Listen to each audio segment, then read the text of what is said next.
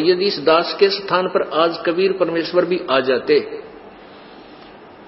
क्योंकि जिस समय कबीर परमेश्वर जिस रूप में आए थे वो तो तुमने देखा नहीं वर्तमान वाला ने, और वो परमात्मा किस रूप में आए थे ये तो जो हमने चित्र बना है तो हमारा एक अपना इमेजन है, अपना सपोजिशन है, अपना माना हुआ बनाया है। लेकिन वो परमात्मा अब आ जाए तो जिस रूप में वो पहले आया था वो तो तुमने देखा नहीं, और ईब जिसमें आ रहा उसने तुम मानो को नहीं। तो पुण्यात्माओं, यहाँ सतगुरु रामपाल जी भगवान सीधे सीधे शब्दों में स्पष्ट तौर पे कह रहे हैं कि ये जो फोटो है ये केवल अपना माना हुआ एक चित्र है, एक सपोजिशन है, एक अमेजिन है। और फिर कह रहे हैं पूज्य गुरुदेव जी कि 650 साल पहले वो परमात्मा जिस रूप में आया था वो रूप तो आप वर्तमान वालों ने देखा नहीं है। तो पुण्यात्माओं, विचार करो, गुरुदेव के इन शब्दों पे थोड़ा गहनता से विचार करो। गुरुदेव कह रहे हैं कि 650 साल पहले वो परमात्मा जिस रूप में आए थे वो रूप तो आज वर्तमान वालों ने देखा नहीं है। तो फिर पुण्यात्माओं विचार करो, गुरुजी बार बार हमें जो दाढ़ी मूंछ वाली फोटो दिखाते हैं और कहते हैं कि बच्चों ये कबीर परमात्मा है, ये कबीर परमात्मा है, फिर वो क्या है?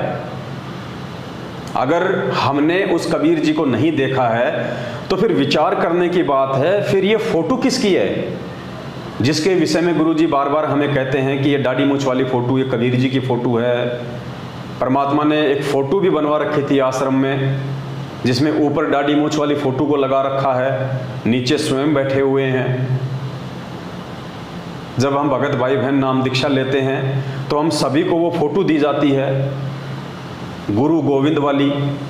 और आज गुरु जी कह रहे हैं कि 650 साल पहले परमात्मा जिस रूप में आए थे वो तो तुमने देखा नहीं। तो फिर विचार करने की बात ये है, फिर ये फोटो है किसकी? ये दाढ़ी मूंछ वाली फोटो फिर है किसकी जिसका ये लाखों की संख्या में मूर्ख संगत सतलोक आश्रम मैनेजमेंट हरियाणा के इशारों पे भेड़ चाल में चलते हुए 14 जून 2022 को प्रकट दिवस मनाने जा रही है। वो किसका प्रकट दिवस मना रहे हैं, किसका मना रहे हैं? जब गुरुजी स्पष्ट कह रहे हैं कि 650 साल पहले परमात्मा जिस रूप में आए थे वो तो तुमने देखा नहीं, फिर ये फोटो किसकी है? ये विचारणीय विषय है और इस विषय पे हर कोई व्यक्ति विचार नहीं कर पाएगा, क्योंकि पुण्यात्माओं ये अध्यात्म है। ये अध्यात्म अपने पिछले भक्ति संस्कारों की मजबूती की वजह से समझ में आता है। खाली सतगुरुदेव जी से नाम दीक्षा लेना, 3 समय की आरती करना, गले में लॉकेट डाल लेना, इसी से ज्ञान योग नहीं खुल जाता है, इसी से अध्यात्म समझ में नहीं आता है। खाली एक भगत की इतनी ही पहचान नहीं होती है। परमात्मा कहते हैं पिछले जन्म से होते हैं पूर्ण हंस मुराद। पुण्यात्मा, हमने भीड़ को देख के नहीं चलना है। आपको पूज्य गुरुदेव जी का एक अनमोल सत्संग सुनाते हैं जिसमें गुरुदेव स्पष्ट रूप से कह रहे हैं कि हमारे लाखों की संख्या में भगत हो चुके हैं। गुरुदेव कह रहे हैं कि हमारे लाखों की संख्या में भगत हो चुके हैं और कई हजारों की संख्या में बुद्धिमान हैं। यानी परमात्मा ने सभी को बुद्धिमान नहीं बताया, परमात्मा ने उनमें से केवल हजारों को ही बुद्धिमान की श्रेणी में रखा। पहले पूज्य गुरुदेव जी का आप ये अनमोल सत्संग सुनिए। अब देखिएगा, उन्हीं के स्वामी दयानंद जी के करकमलों से लिखा हुआ है। ये हमारा एक सेवक किसी लाइब्रेरी से बुक लाया, क्योंकि हमारे भक्त जो हैं अब लाखों की संख्या में हैं और कई हजारों की संख्या में बुद्धिमान हैं। वो इसी खोज में रहते हैं कि और कहाँ से ऐसी सामग्री प्राप्त की जाए जिससे नकली संतों ऋषियों की खाल उतरे, ज्ञान से ये सफल इनकी जो महिमा समाप्त हो, ताकि जनता सत्मार्ग को समझ सके।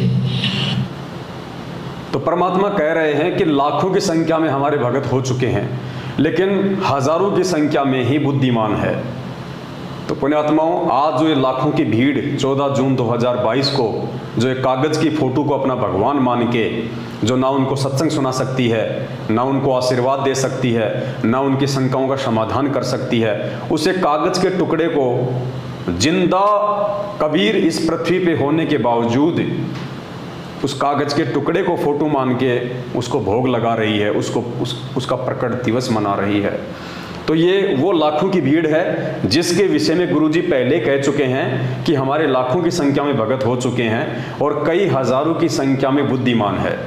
तो पुण्यात्माओं, जो क्रीम थी, जो बुद्धिमान आत्माएं थी, उनको परमात्मा ने साध संगत से जोड़ दिया है। और जो भीड़ है, जो देखा देखी में चलने की आदी है, जिनको आदत पड़ी हुई है एक दूसरे की पूंछ पकड़ के चलने की और ठोकरें खाने की, वही वो लाखों की भीड़ है जो 14 जून 2022 को जगह जगह सतलोक आश्रम मैनेजमेंट हरियाणा के द्वारा अपने धार्मिक व्यापार के लिए उस कागज की फोटो को कबीर जी की फोटो बता के, उसको परमात्मा बता के, उस फोटो को आधार बना के और संगत को ज्योति पाठ और दान के नाम पे ठगने के लिए जो षड्यंत्र रचा जा रहा है उसका हिस्सा बनने वाली है।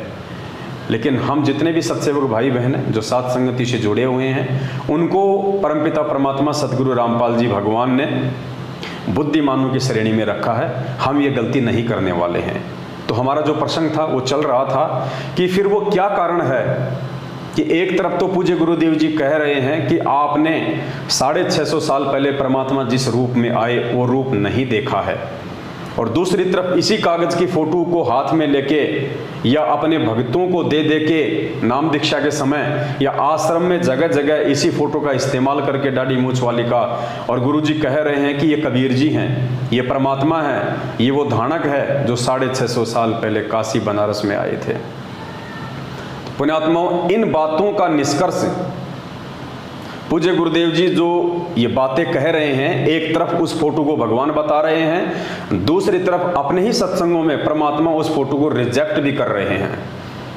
इस बात का निष्कर्ष, इस बात का निर्णय केवल बुद्धिमान आत्मा ही निकाल पाएंगी जो हजारों की संख्या में सत्सेवक भाई बहन हैं। अब आपको एक छोटा सा सत्संग सुनाते हैं पूज्य गुरुदेव जी का। ये सत्संग सुन के आपको भली बात समझ में आ जाएगा कि परमात्मा ने क्यों बरसों पहले सन 1994 से, जब से उन्होंने इस आध्यात्मिक मार्ग की शुरुआत की, अपने यथार्थ 13वें कबीर पंथ की शुरुआत की, तो क्यों उस परमात्मा ने शुरुआत में इस फोटो के लिए कहा कि ये परमात्मा है, ये कबीर जी है, और आज परमात्मा क्यों इस फोटो को ये कह के कि ये काल्पनिक है, ये इमेजिन है, ये हाथ से बनाया हुआ है, और क्यों परमात्मा कह रहे हैं उस फोटो की तरफ इशारा करते हुए कि उस प्रभु का ऐसा चित्र नहीं है, वो तो ना जाने कितने ही रूप में आ जाते हैं। तो क्यों परमात्मा आज इतने वर्षों बाद में उस फोटो को नकार रहे हैं, उस फोटो को कबीर जी की फोटो नहीं बता रहे हैं। एक 2 मिनट का सत्संग सुनिए आप। इस सत्संग से आपको समझ में आ जाएगा कि परमात्मा जी ने ऐसा क्यों किया।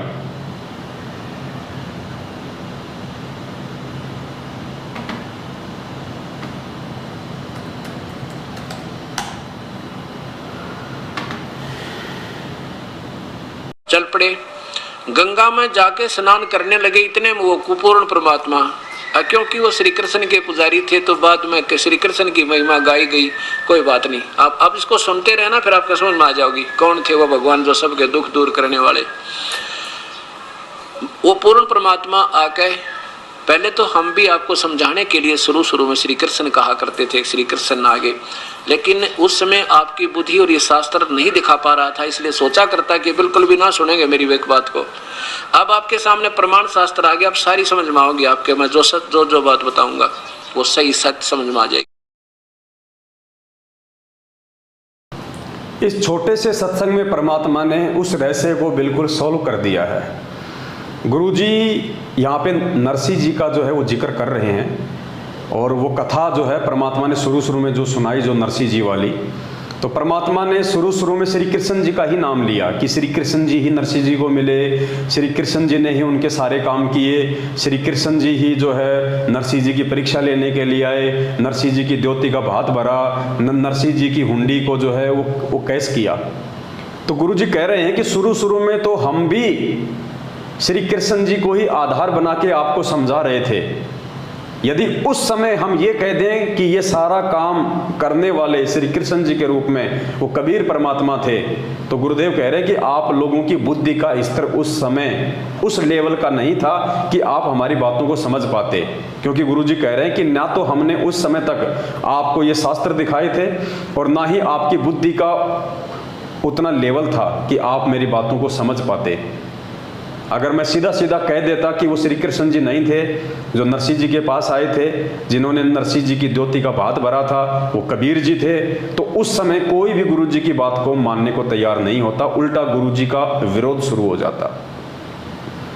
तो परमेश्वर कह रहे हैं कि उस समय एक तो मैं शास्त्र नहीं दिखा पा रहा था, दूसरा तुम्हारी बुद्धि का लेवल उन बातों को स्वीकार करने के योग्य नहीं था, इसलिए शुरू में मेरे को श्री कृष्ण जी बोलना पड़ रहा था, जबकि काम सारे वो कबीर परमात्मा ही कर रहा था।